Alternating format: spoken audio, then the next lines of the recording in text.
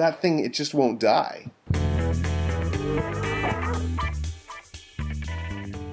So much of this project was done on an almost DIY scale. We shot on SLR cameras, we were a tiny little crew, and post-production was no different. Thom ended up back here editing so much of the series on my old laptop. Like at that point it was probably 4 years old, which is old.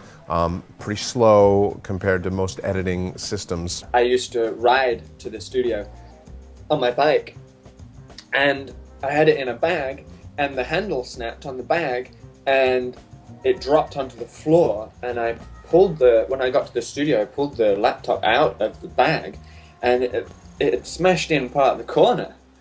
And I was like, oh no, it's finally the end.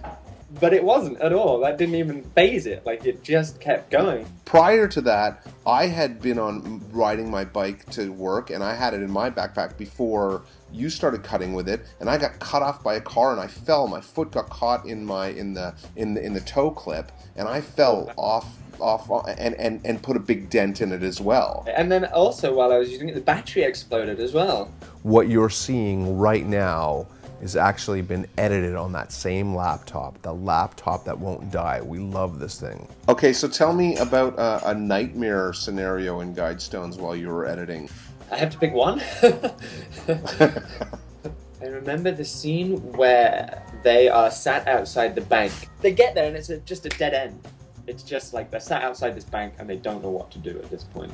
And that's when they find the key.